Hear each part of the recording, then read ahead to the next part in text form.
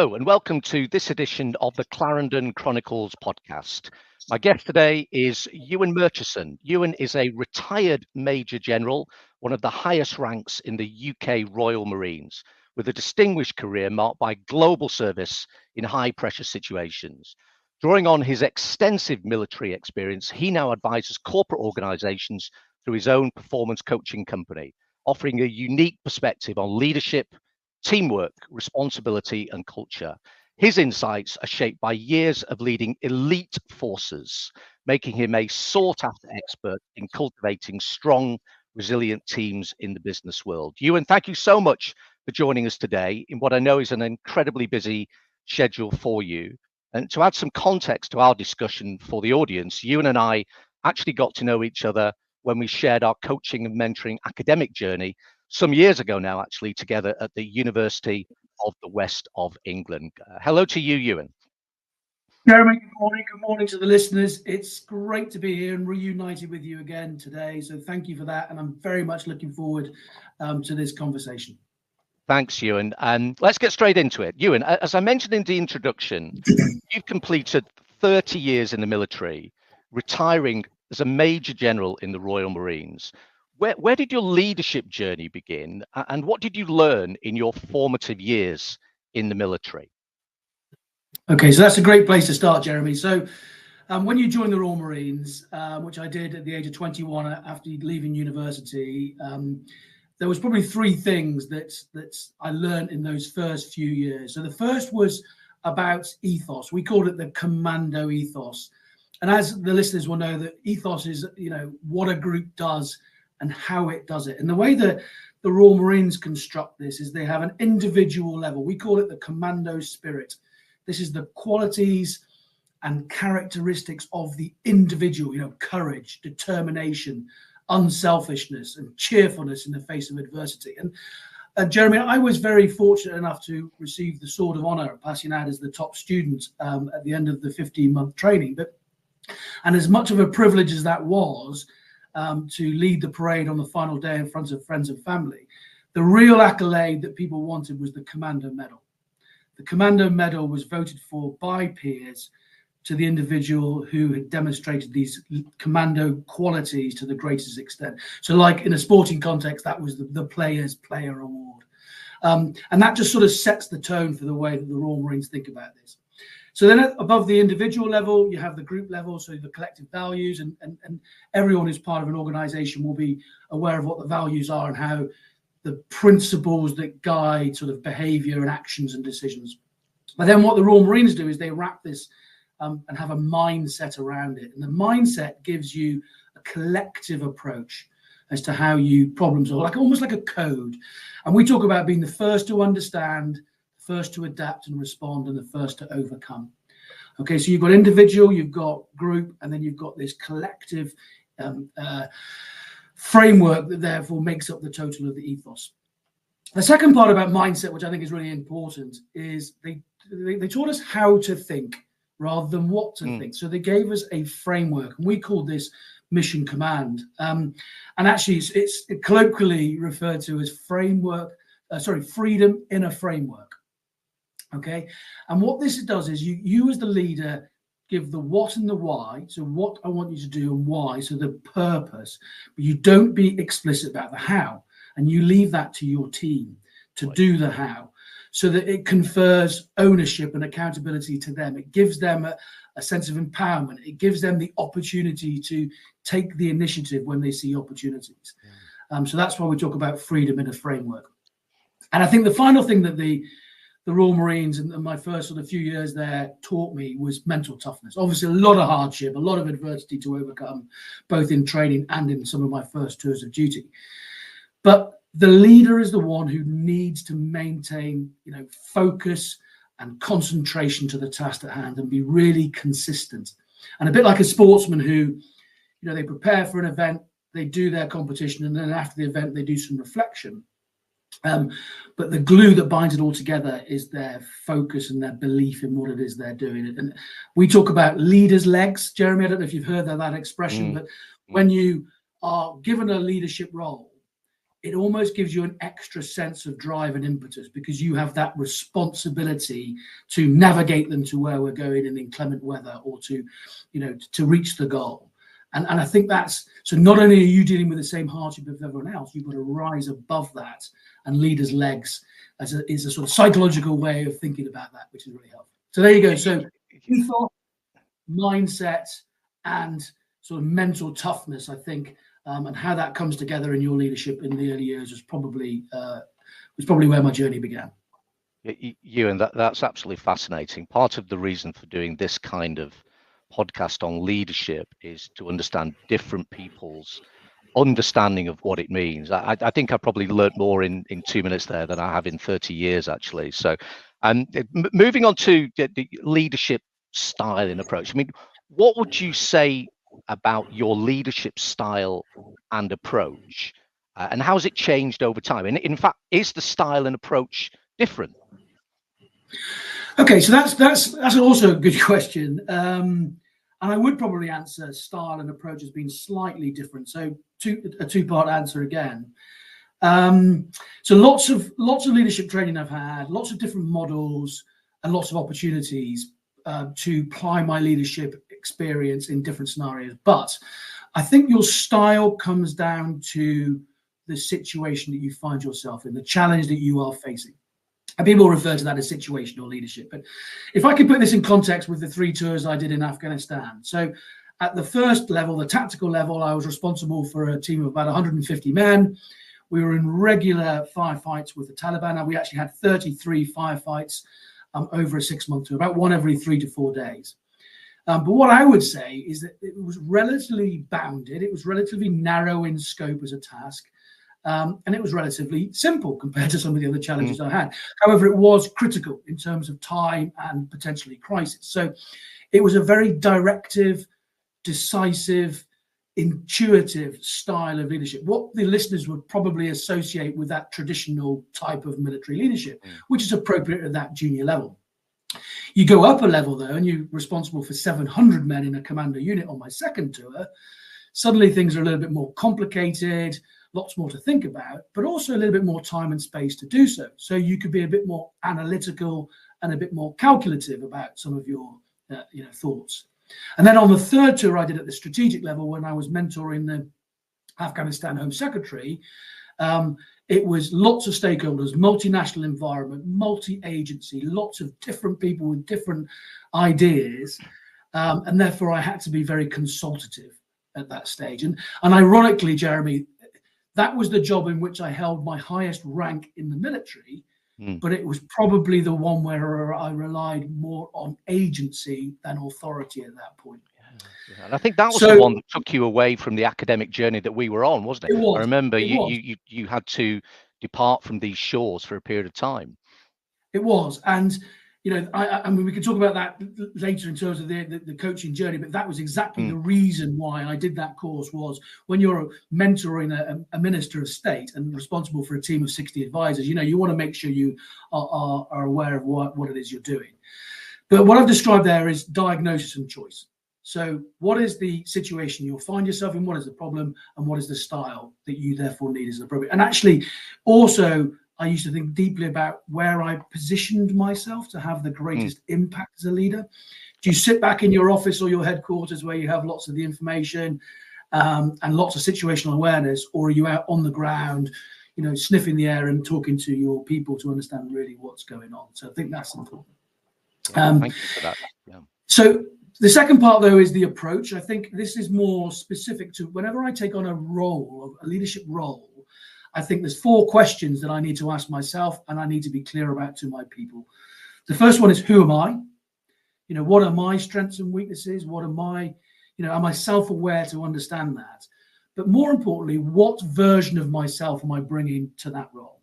Because at different stages of my life, it might have been family commitments or other aspects, I'm bringing a slightly, different character. And my team need to know that, and I need to be clear about that myself. Then who are we? Who are we as an organization? What are our strengths? Who's in the team? What are the traditions of that team? And how does that team traditionally work? What context are we in? So again, in the military context, Jeremy, am I in an operational environment or a barracks environment or in business? Am I in a growth phase or am I consolidating? And then it's, where are we going? So this clear direction of travel. So the leader provides, so not just mission, again, what and why, purpose, not how. But I used to talk about the fact that we're going on a quest together. We are going on a journey. Of course, we have a destination, but it's about the ups and downs along the way. So who am I? Who are we? What is the context we're in? And where are we going? Those 4 questions, if you know those yourself and you convey that to your team and you're honest about it, you can set yourself up for success right from the outset.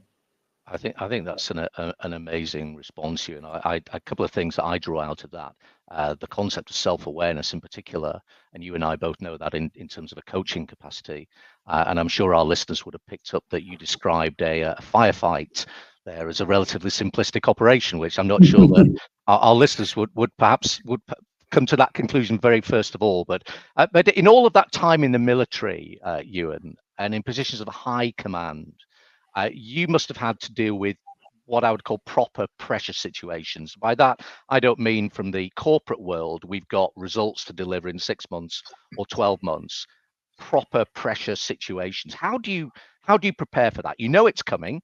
How do you prepare and deal with that kind of what I would call proper pressure? Okay, so prepare and deal. So just to clarify for the listeners and for, I think it's really important to be clear about what we mean by pressure. And you hit the nail on the head, Jeremy.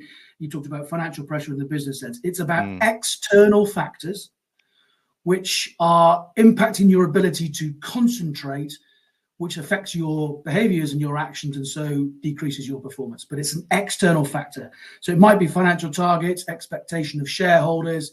For me, it might be weather, it might be fatigue, it might be information overload, but it's external and it's coming to you. Whereas stress is an internal aspect, and stress is your perception of your ability or your capacity to deal with the pressure that's being poured on you.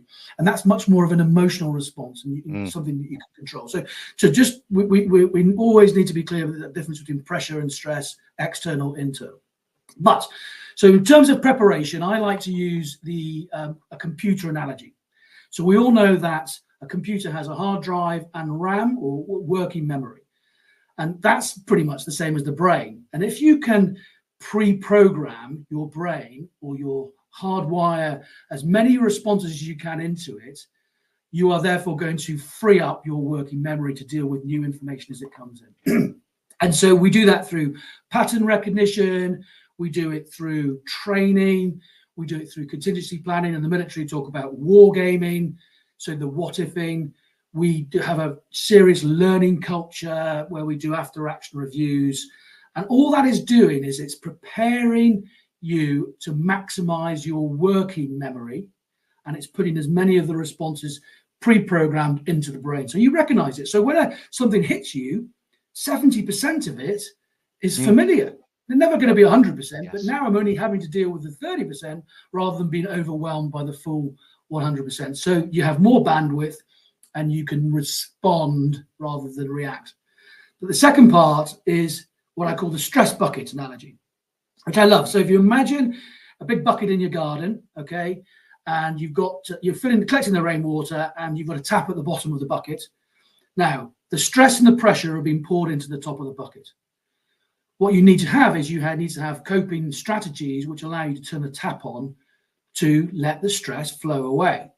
Right. And again, we can talk about what they are, but there's self-awareness, there's positivity, there's a sense of belonging in your team and trust that other people will be doing the roles for you, so that will reduce the burden for you. There's support network, there's good sleep, there's good exercise. There's lots of different ways that you can turn the tap on at the bottom.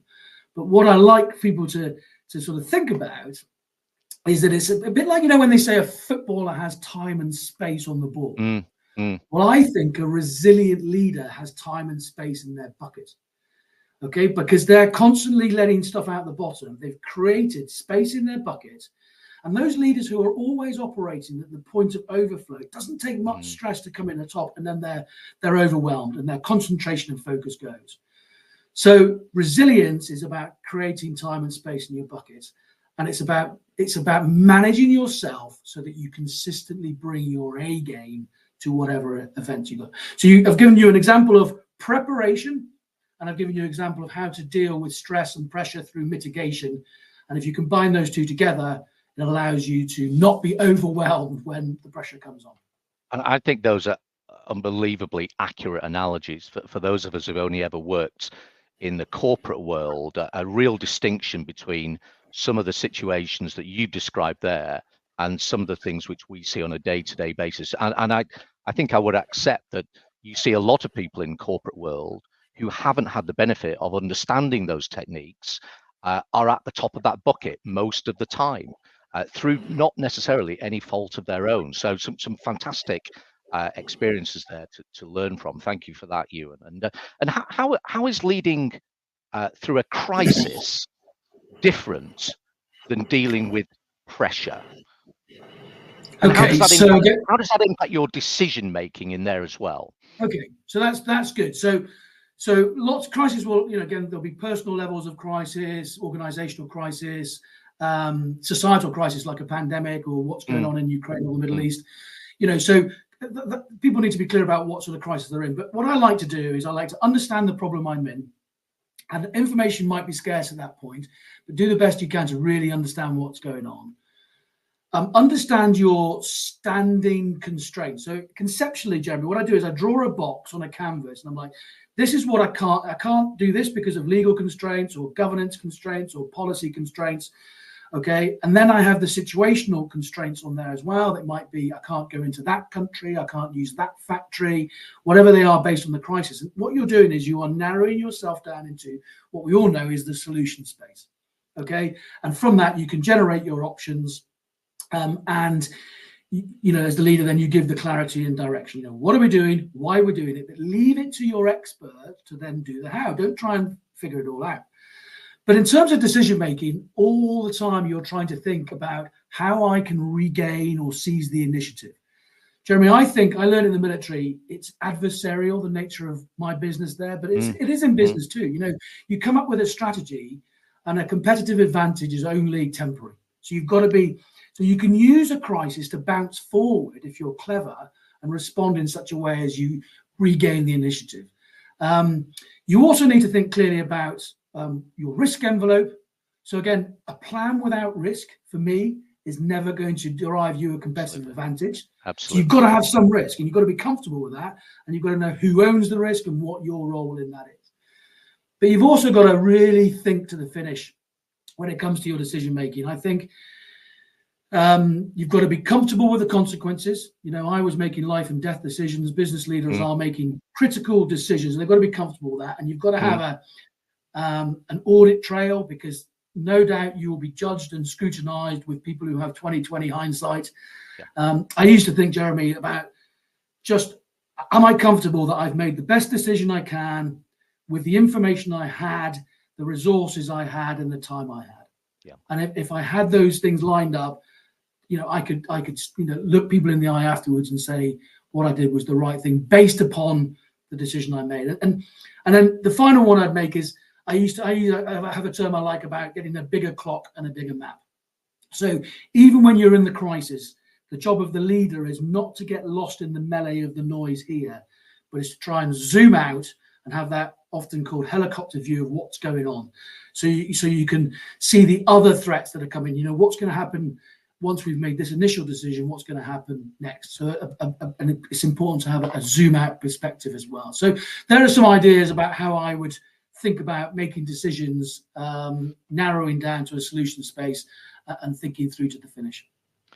And I think what I'm drawing from that, again, for the benefit of our listeners and the audience in corporate organizations, many of whom we would not have heard that kind of experience before, is that I'm particularly drawing out the fact that the how is something that once you've decided the why, and the what, the how, I'm associating that with people who get quite upset, for example, with micromanagement, not being able to deliver the kind of work that they know they're capable of. So I think it's a fantastic point in terms of dealing with crisis, dealing with pressure, and understanding about decision making. And to back you into leadership and team building, you've clearly got a lot of experience as working with a high performing team. One of those objectives I'm sure we'd all like to have in corporate organizations, that high performing team. What insights can you share with us in this area that we can take away and implement in our own corporate organizations? Yeah, no, good question. Good question. So again, the theme here is I like to start with a bit of a definition of what we mean by team. And, it's obviously a group of individuals working towards a common goal. Would be a very, very simple, reductive way of describing a team. But I like to add in who are psychologically connected and when there is mutual accountability. And those have their roots in social identity theory, which I think we might have a chance to talk about in a minute. But the other exercise I like to do is I like to get people to think, what is your personal best team? What were the conditions in which that was a brilliant team to be part of? What were the characteristics of that team? But also, how did it make you feel to be part of that team? Yeah. And for me, the Royal Marines gave me such a strong sense of identity and belonging and brotherhood and camaraderie. That's that. And so trying to imbue that within your organization, it's different in the commercial world, but that should be the goal. So when I was a commanding officer, I really went after enhancing my unit identity. And I used levers such as sport, just to build camaraderie and cohesion. Adventure training in the military is really good too, because that actually introduces fear and adversity, but in a controlled environment.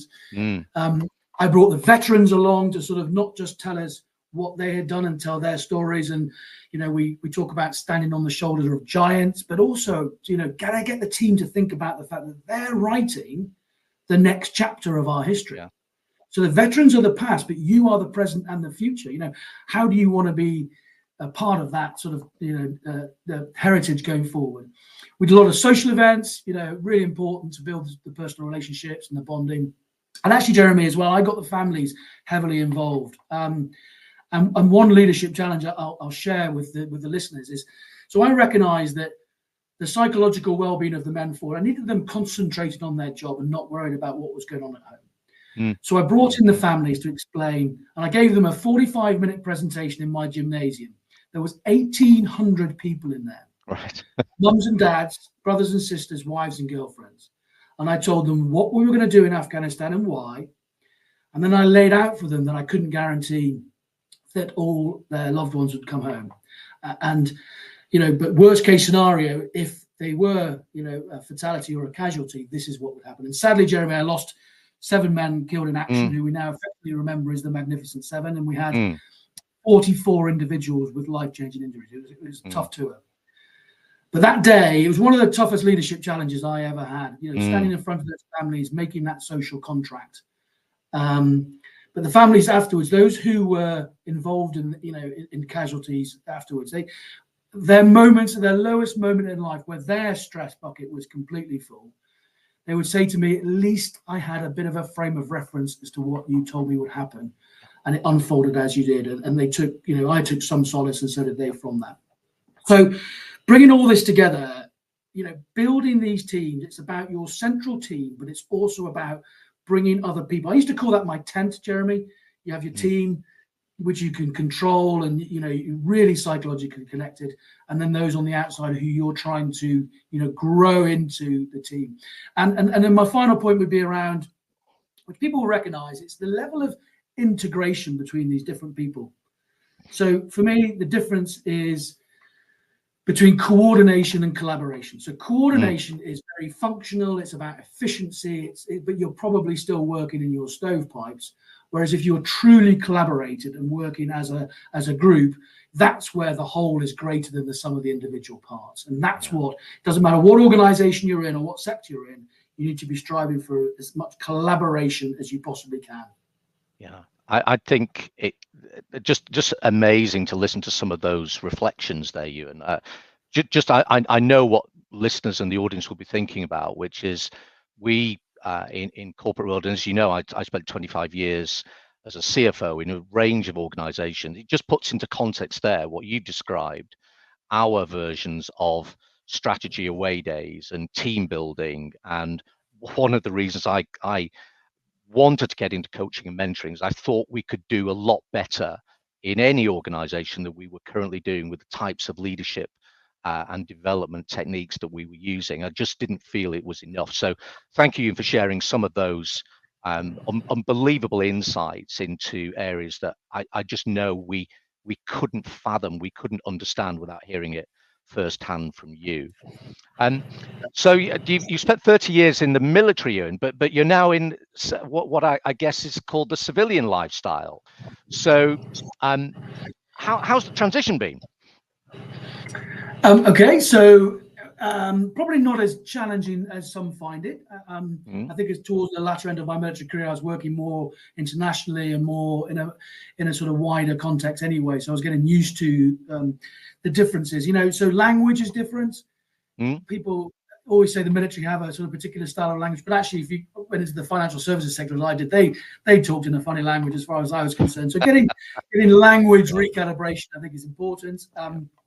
Another interesting one is in the military, we quite often sort of boom bust. So we'll prepare for 18 months for a 6-month tour, or we will go out on a patrol for 3 hours and then have the rest of the day off to recuperate. So whereas business is just constant. There's my experience is that people find it really hard to step back and do training, step back and do reflection, step back, because they're just on it the whole time. The pressure of making the bottom line is quite intense. So there's a different sort of cadence to the way business is done.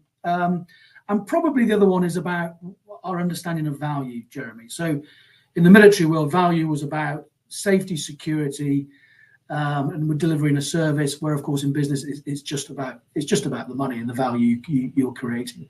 But there's lots of transferable skills about mindset. I've talked about planning, implementation, which has allowed me to find a niche. And fundamentally, organizations are about people. And I've got a lot of 30 years of managing people in the Marines, and it's still the same sort of interesting challenge managing people in the commercial sector. Yeah, I think that's you hit upon some really, really good points there around the people side. What I see with some of my own coaching and mentoring clients is somewhat of a movement from let's call it a relatively old-fashioned in corporate organization world of command and control, in terms of leaders being influencers more than anything else, and getting back to what you described as the how, but recognizing the fact that other people, the leader doesn't have to do everything, and the leaders can implement what I would call a distributed leadership organization where people take responsibility for their actions and accountability for the decisions that they're making, which does reflect, I think, really well with some of the conversations you've already described. So what are you actually doing now, Ewan? So now, having had a brief foray for a couple of years into the financial services sector as a chief operating officer, I now set up my own company. I sort of have portfolio around board roles, and I'm a trustee on a charity for the Rugby Football Union, injured players. I do fractional work, project-based work, for time-bounded, focused on particular challenges. But really where I'm focused on is my performance coaching side. And right now I'm working on a really exciting project for the Centre of Team Excellence around the centrality of social identity in creating high-performing teams. Yeah, that sounds really interesting. And that transition of taking your skills, your experience into the corporate world. Could you tell us a bit more about Centre of Team Excellence?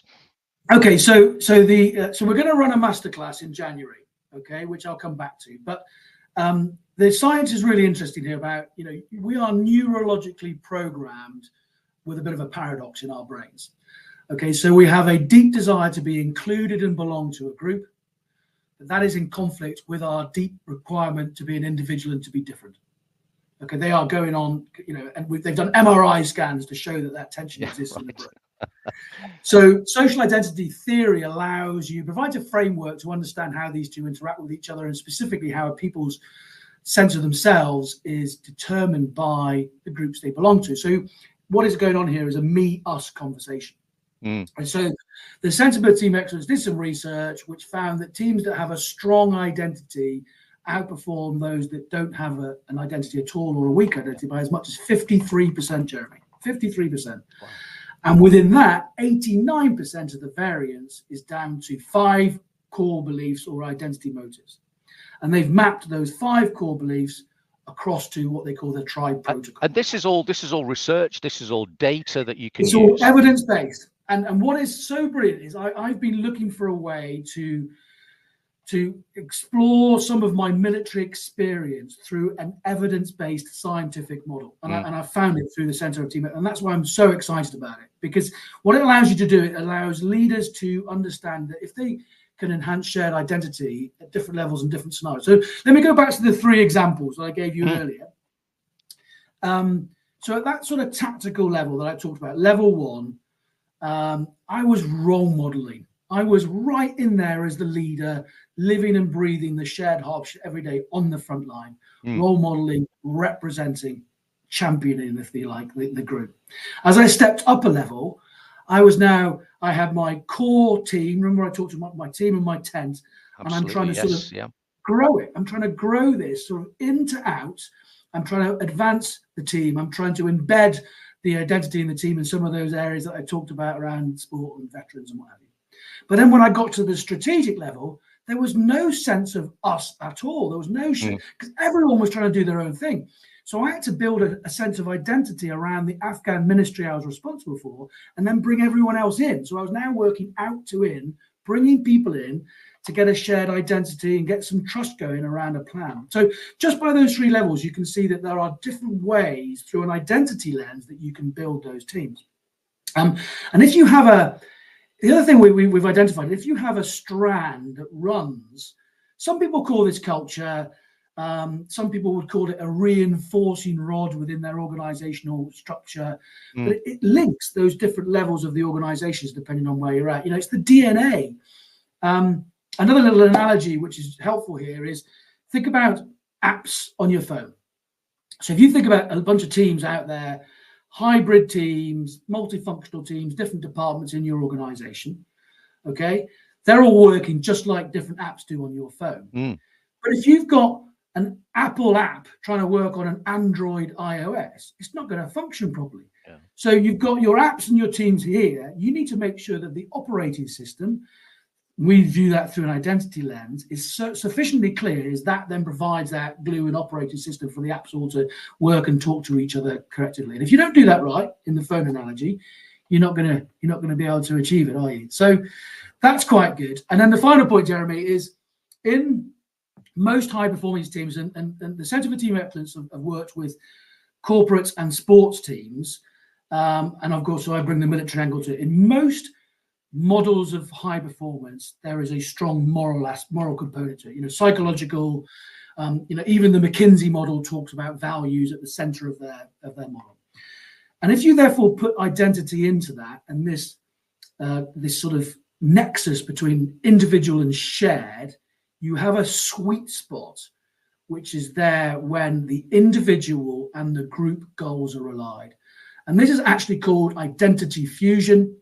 And if you've got, me and us as one, it's incredibly powerful because, when being part of the team become part of your identity, you will put the needs of the team first because the needs of the team are the same as your own needs.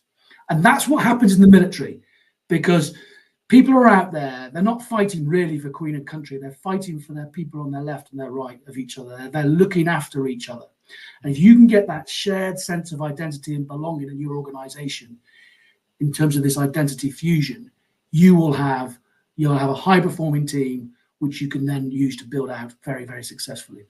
I think that's a fantastic description of team building based on evidence as well. One of the things I see in coaching and mentoring, when we're all in the position of engaging with organizations, there is a demand, and I think an increasing demand, quite rightly, for what I would call evidence-based coaching. So there's always the demand to say, show me some evidence. So the data that you described there, I think certainly fits all of that requirement. And also, I think there's an increasing movement from, as you described, individual coaching and mentoring, which can be highly valuable, to team coaching. Right. And that becoming much more relevant in organizations, because we all know you can have a high performing individual who might not be a great team player. And then you and I are both very interested in sport. My sport's cricket. Your sport, I think, is rugby. I have been fascinated, for example, by what's happened in the England cricket team, for example, over the past 2 years, with largely the same people involved as individuals, but they're operating in a very different manner. So I think your description of the operating system and the apps is really insightful into how we can all behave better in a corporate organization. Just one particular question that might be insightful, Ewan.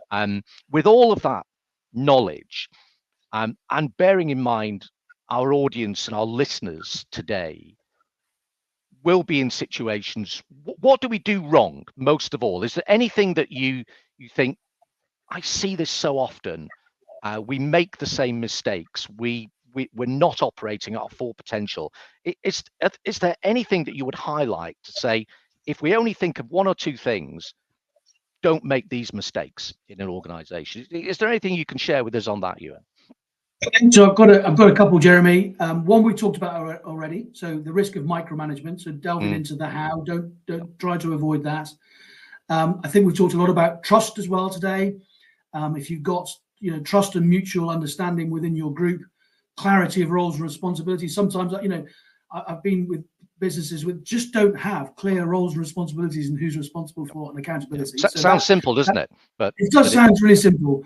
The reality ambition gap.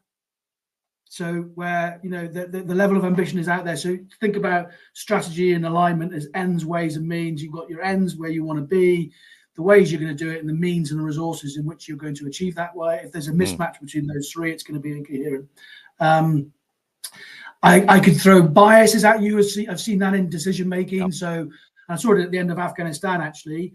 The sunk cost fallacy of I've put all this money in, so let's keep going, or optimism bias, where you just always over estimating your success rate, or confirmation bias, where you're just looking for information to reinforce your plan. But I think to bring it back to sort of one final point I'd make on teamship is, much of the training I did in the military was me as a leader.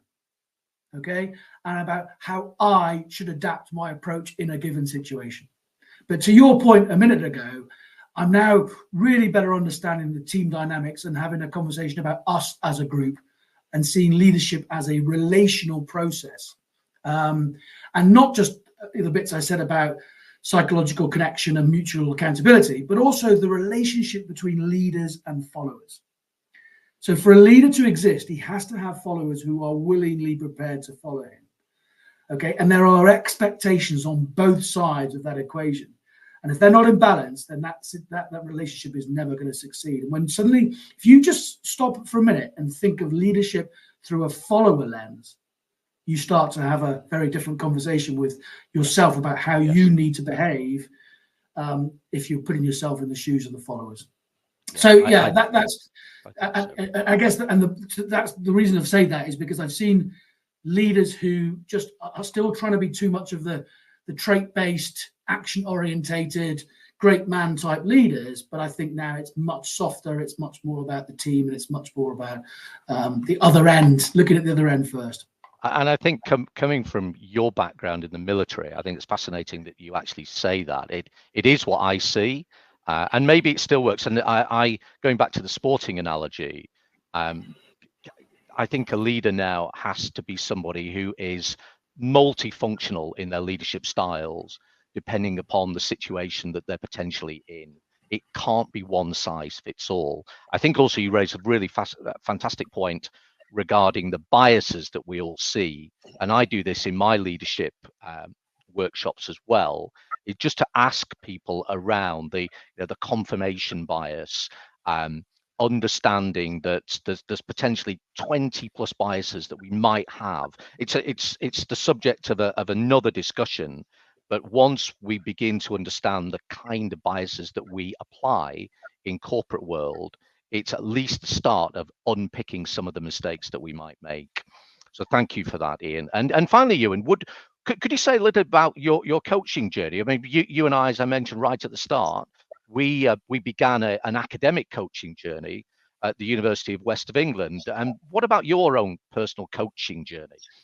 Yeah, so I mean, through the military, I've had a lot of mentoring and instructor type roles where you are helping people develop.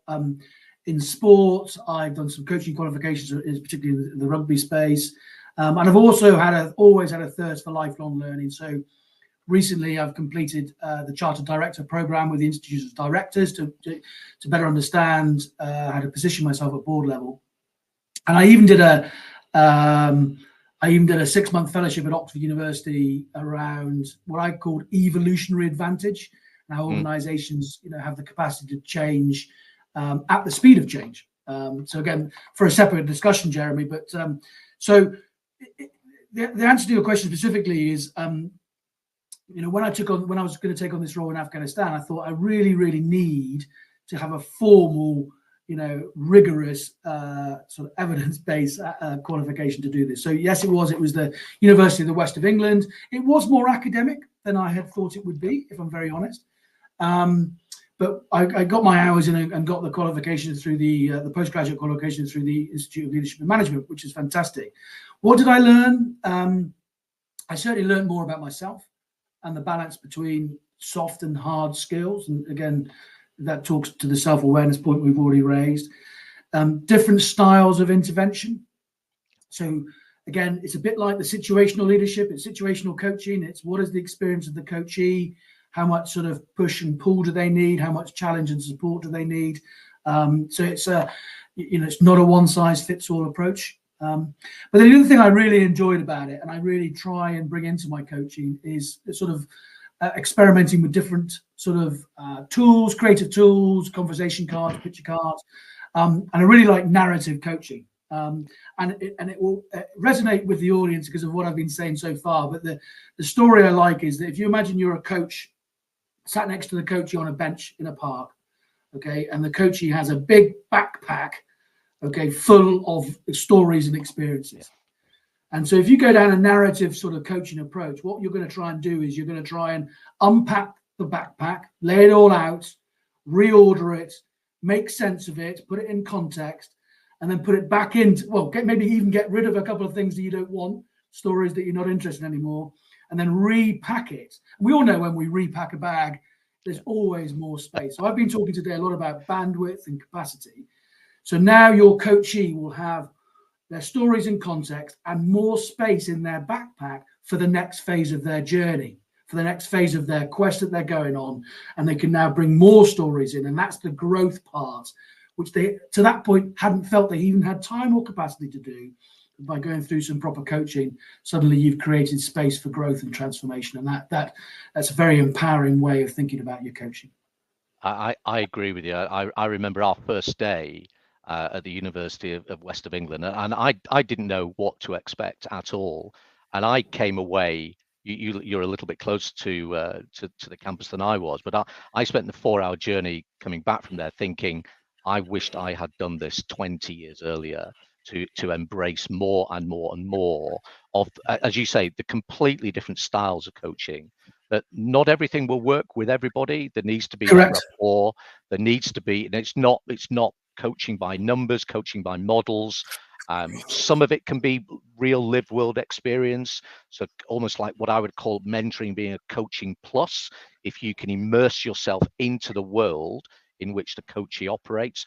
Others perhaps more technical, more transaction based. So I'm just fascinated by the journey that we can both go on in terms of our coaching and mentoring going forward. And Ewan, how do we hear from you next? How do we find you? How do we get in touch with you?